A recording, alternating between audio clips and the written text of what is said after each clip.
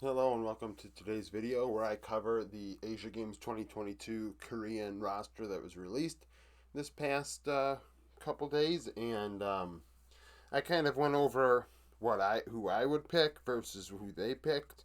Um, Obviously, I mean I'm not going to pretend like I know all the requirements. I have a LPL player in here with still Korean residency.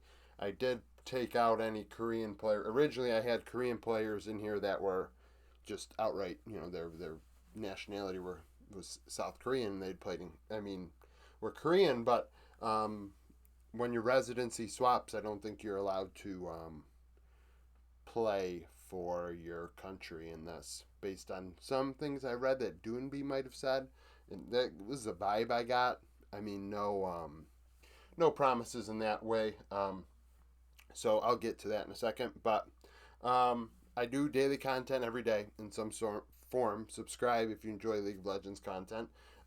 Normally I do League of Legends game breakdowns and give you a vibe for what happened in a much quicker fashion than you otherwise would have time spent watching a VOD or whatever. It's just a lot quicker to hear what happened in 5 minutes. But nevertheless, we're here for the Asia Games 2022 roster and what I thought of it. Top lane, they have Keen and they have Zeus.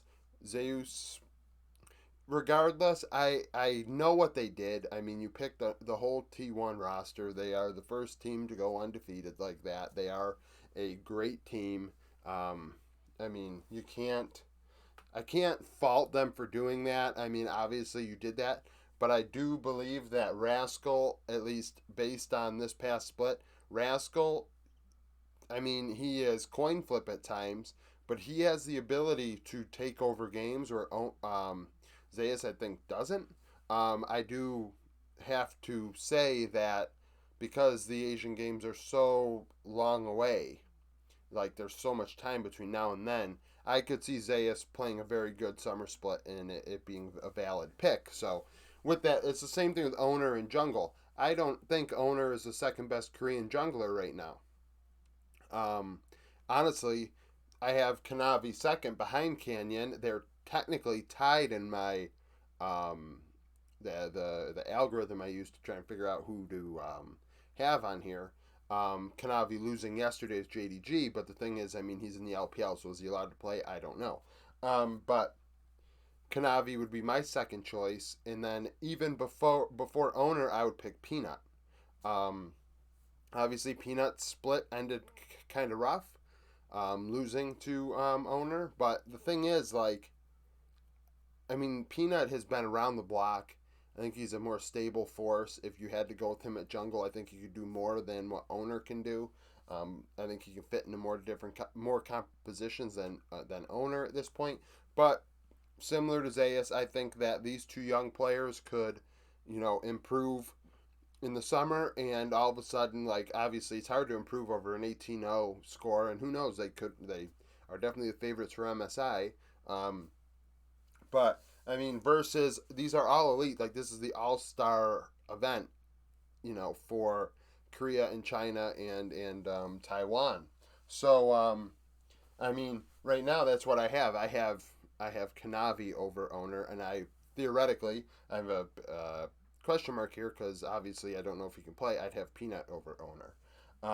Mid lane, um, Chovy's obviously number one. Showmaker, I would have over Faker, which is a big pill to swallow. But I think that I mean, at this point in their careers, I think Showmaker, I mean, had a better spring split than Faker did, which is a hot take.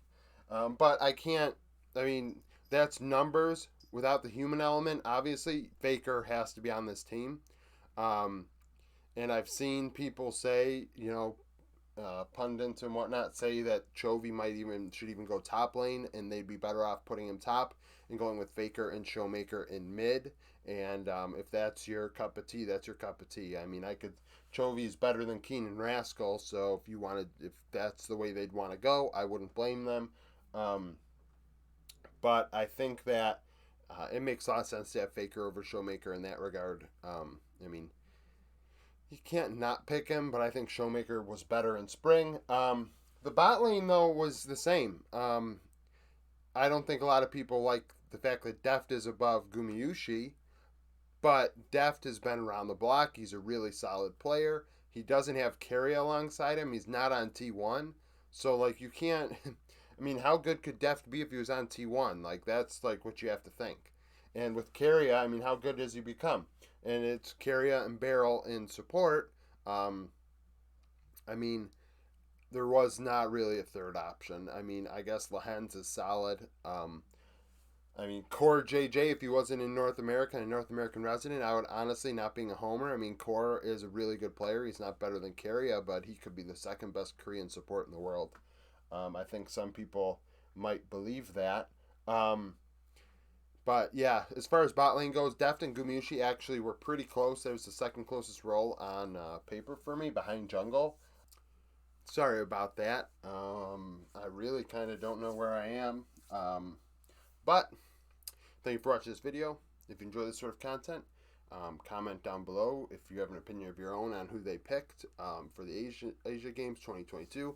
I mean, I feel like my hot take probably was, hey, I don't think all these T1 players are really like the best of what LCK can offer in specific roles, but I mean, it makes sense. It makes sense. I can see it.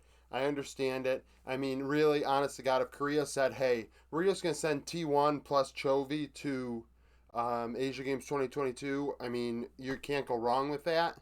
And that's kind of the vibe I got from their roster that they picked. So, thank you for watching this video, and I hope you come back for more content.